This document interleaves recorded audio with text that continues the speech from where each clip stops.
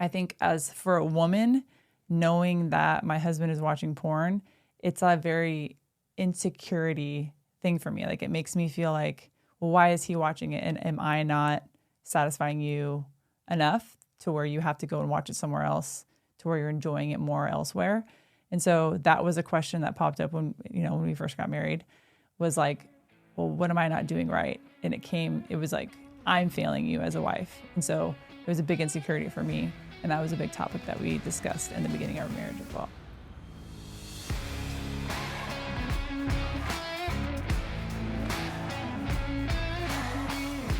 Welcome back to The Donkey and the Bee with your hosts, Brett and Laura Shotkavis, where we talk all things marriage, entrepreneurship, and finances. And today we're getting down and dirty with a pretty heavy topic. We want to address one of the two biggest things why couples get divorced, right? That's sex and that's money. And let's talk a little bit about sex today.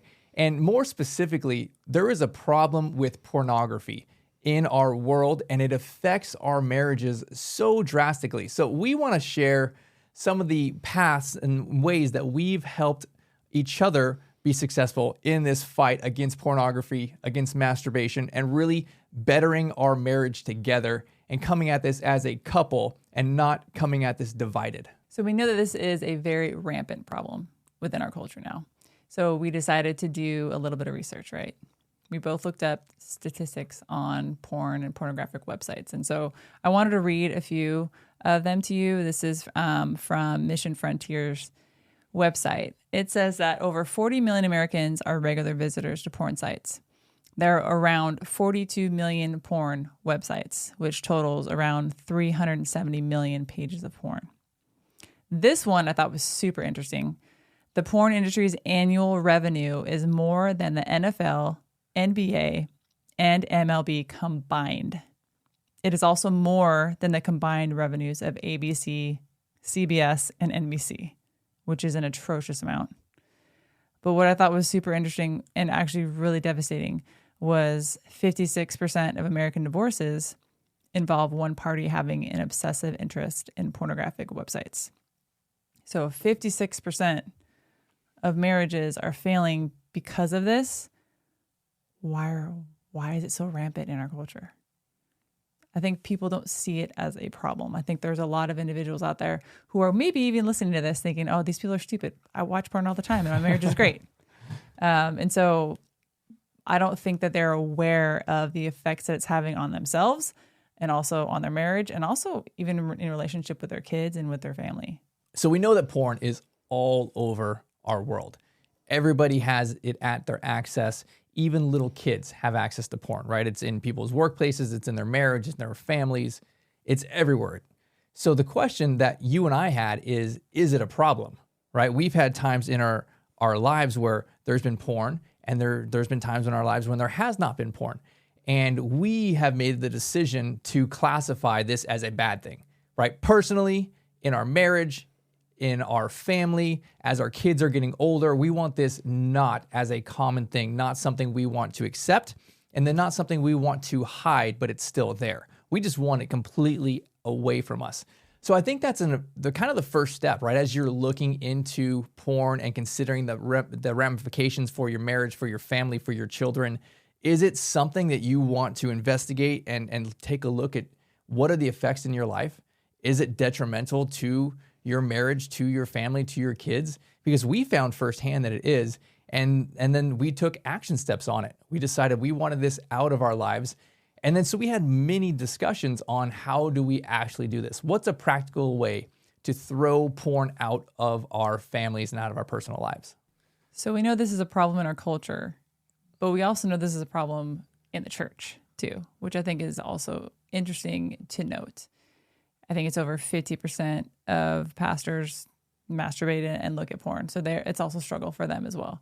So we are people of faith and we want to be above the average. We don't want to be average. We teach our kids not to be average. We want to be not the status quo.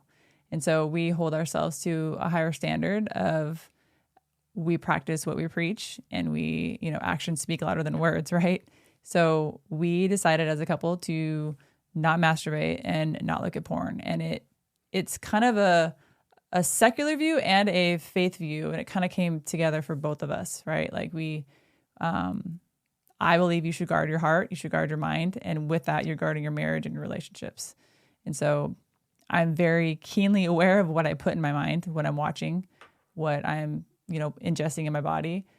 Same with Brett. We're very into all that. And so it's super important to us. And I know that if you have those visual pictures in your mind, I think as for a woman, knowing that my husband is watching porn, it's a very insecurity thing for me. Like it makes me feel like, well, why is he watching it? And am I not satisfying you enough to where you have to go and watch it somewhere else, to where you're enjoying it more elsewhere?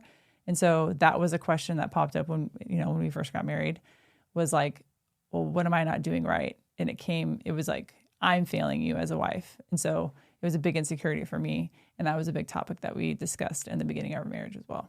Yeah, I think you hit the nail on the head, because it's part faith for us. And we believe that we should not be unfaithful in action, but also in mind. But then it's part like secular, because you are literally hurting your mind, hurting your marriage, putting these toxic things into your body through your eyes. And it affects your family, it affects your job, it affects everything, right? Like the statistics are there. Your marriage is more likely to fail if one person is addicted to porn.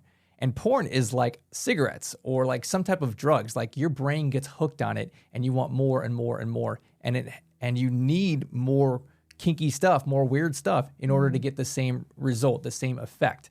And so it's a slippery slope of nastiness. Mm-hmm. And so for us, we combine these two things, right? Really, here's our core belief in God, in what we believe is moral and right. But then here's also this other aspect of we are protecting our family, protecting our marriage and our children, and saying, okay, we don't want this in our family, regardless of our faith situation.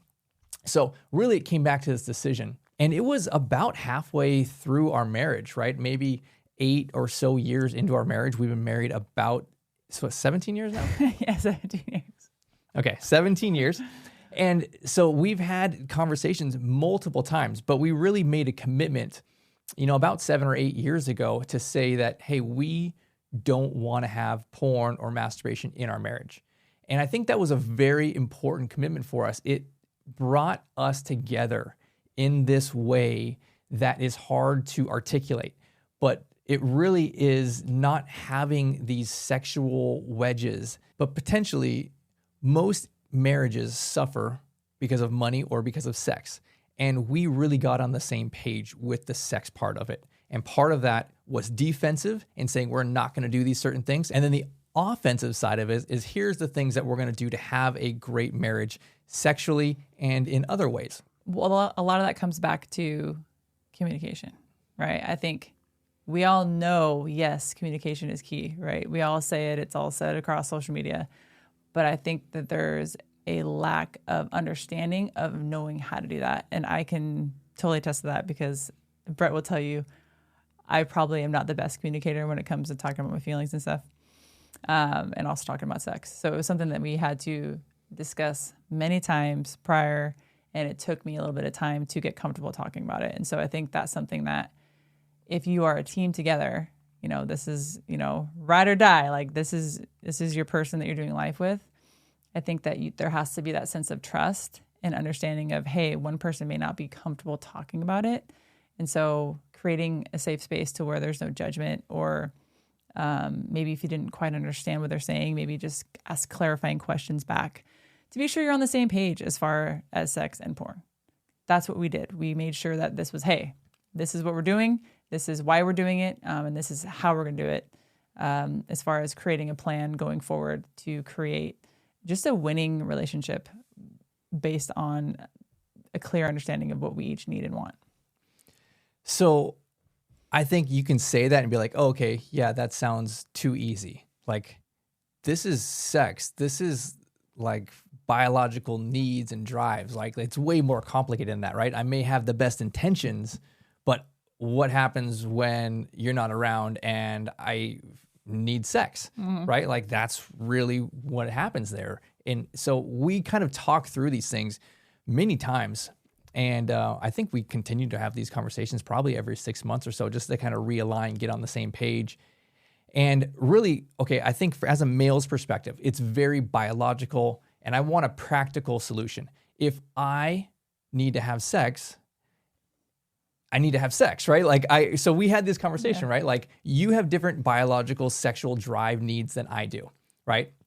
And as a man, I think that I want to have sex, or I need to have sex every day or every 2 days, right? Like, we're pushing 3-4 days. Like, no, that's not going to happen. That's too long for me. Mm-hmm. And I think that was really where we started is, hey, Laura, you know what? Here is what my sexual routine looks like, my biological clock, as far as, when I need to go.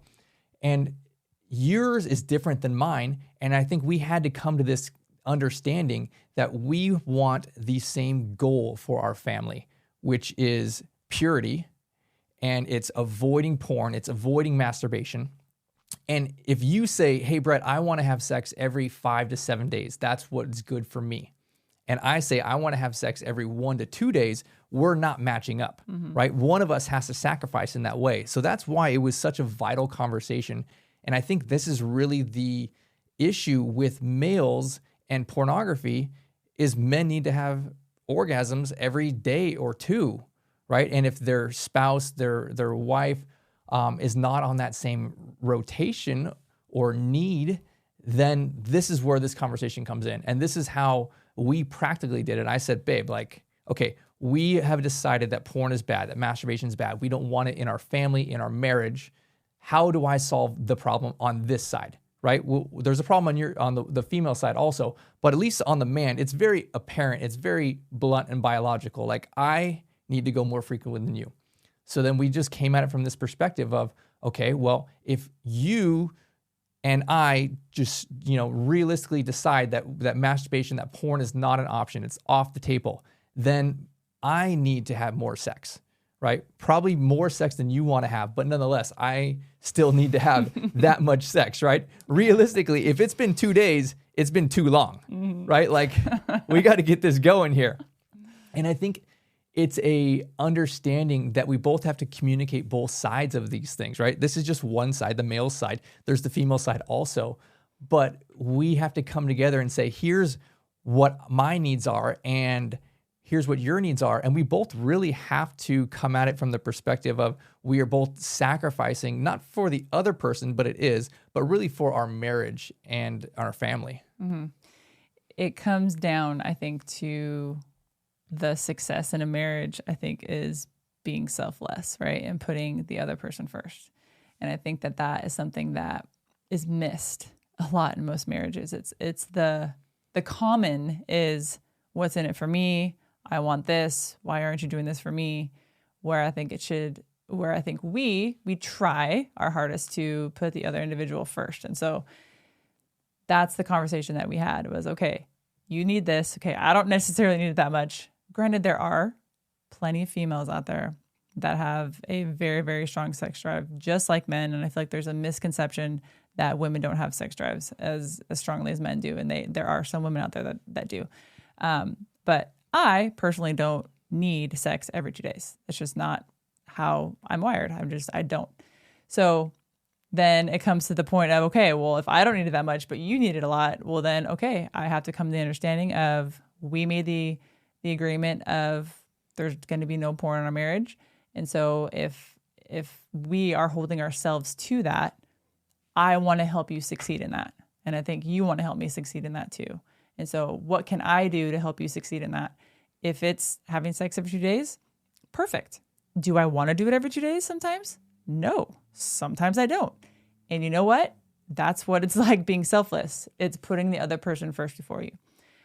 I would not say that I feel like I'm a rag doll and you're just, doing me whenever you pleasure, right?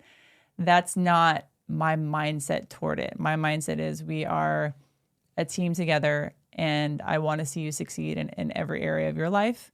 And so I want to support you in that. And that's really my attitude toward it.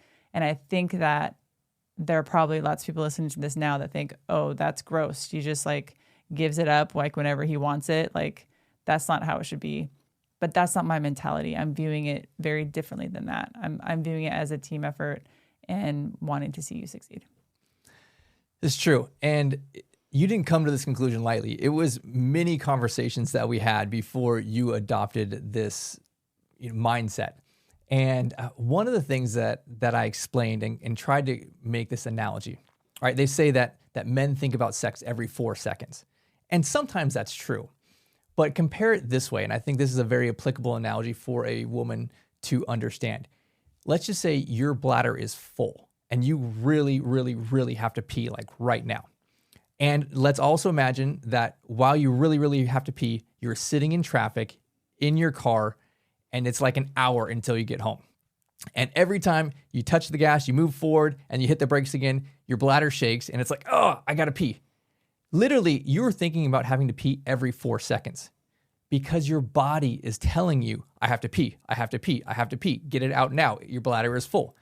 The analogy is so similar to a male's sex drive. If my testes are full, my body is telling me every 4 seconds, get it out, get it out, get it out. It's not about lust. It's not about men being horn dogs. There's a physical, biological thing that is happening that your body is reacting to. Think of it this way. If your husband says, hey babe, let's have romantic time tonight. And you say, no, babe, I had a hard day at work. I'm really tired. Let's do it tomorrow. Okay. Imagine if you're sitting in this car again with a bladder that's about to explode and somebody says, hey, I want you to hold that for another 24 hours. You'd be like, that's not realistic. I'm literally going to pee my pants. That's the way a man feels or your husband feels when he lays down there in bed and he says, okay, well, I guess I'll try again tomorrow night. What is he supposed to do? His stuff is about to explode. He's supposed to wait another 24 hours. And then what happens when you tell him no? When you're grouchy, right? Like, I have a statement here. So I think that, yes, I completely agree with what you're saying, but I think that there's a big role on the men's side as well to, because I know women have to get wooed and they have to be in the mood, right? But I think that men don't necessarily put the woman first and want to pleasure them every time. I think a lot of times it's very much like, hey, I need an orgasm. Let's get this on. Let's do this now. Bam. And so it's not like, well, what can I do for you? Right? Like I want you to have this pleasurable experience as well. And so I think a lot of times in marriages, women have a negative association towards sex because it's like, oh, he has to go again. Like, okay, here we go. Because it's never pleasurable for them. And so I think if the man can put his wife first, get pleasure out of her, then I think she will feel the same way and, want to pleasure her husband. So I think that that's an important thing to say because a lot of women don't orgasm during sex. And so I think that men just think, oh, I'm going to penetrate and be done and that's it. Well, okay, what is there? Is there a way that you can get your wife off? Like she's going to enjoy that. What is something that she likes and that you can together pleasure each other? I think it's spot on. I think that men need to do a better job of learning their wife, knowing what works for her. And really it can be just trial and error, right? It's like, but it also is communication. Sometimes you just got to ask. And if you haven't asked before, it can be kind of awkward. But hey, it's like that song. What song? What song is that? I don't know. What song? What's your favorite position? What's that guy's name? Oh gosh. I do not remember what that is. Let's look it up. So it's like that Jack Black song, where he says, what's your favorite position? Sometimes you just need to ask your wife, your partner, what is going to help you, right? Because it's so easy for a man to be like, hey, I just got to get my needs met. I have this ball of passion inside of me that needs to come out. I'm going to do it. And then I'm going to go to sleep, right? Like you got to be selfless in here, right? There's got to be give and take on both sides for the common benefit of your marriage. And it really starts by asking, what can I do? And perhaps like if that's you as a man and you're going to go and then go to sleep, then you take care of her first before you take care of yourself. And that way everybody wins. So if you want to take infidelity, masturbation, or porn out of your relationship, the first thing to do is communicate, right? But what if you don't know how to communicate that to your spouse or significant other? I would say have them listen to this podcast. Maybe this will be something that they can listen to, and then it could spawn conversation from there. Since it is something that's kind of out of the blue, if you're like, hey, I got to talk to you about something, which I've done lots of times in the past, maybe that's just not your communication style and you're uncomfortable with it. Have them listen to this and then start the conversation there. Say, hey, I really don't want to watch porn anymore, or I really don't want to masturbate, every other day. I want to satisfy you and I want you to satisfy me since we're in this together. So these discussions about sex and getting on the same page, they're usually not hashed out in one session, right? But you can use this as an opener. Have these conversations because the man and the woman, they're going to have different sides of this. And it really takes several conversations to really digest and understand the other person's point of view, especially with such a hot topic like sex. So don't expect that you can be like, hey, babe, let's do this, right? Like have several conversations about it, but really come at it from the perspective of this is what's best for our marriage. This is what's best for our family and how we succeed together for the long haul. Thanks again for joining us on The Donkey and the Bee. We know this is a heavy topic, but we're hopeful that this is something that will help you in your relationships with your significant other. Don't forget to hit the subscribe button below so you'll be notified of any new episodes that get dropped. We will see you on the next one.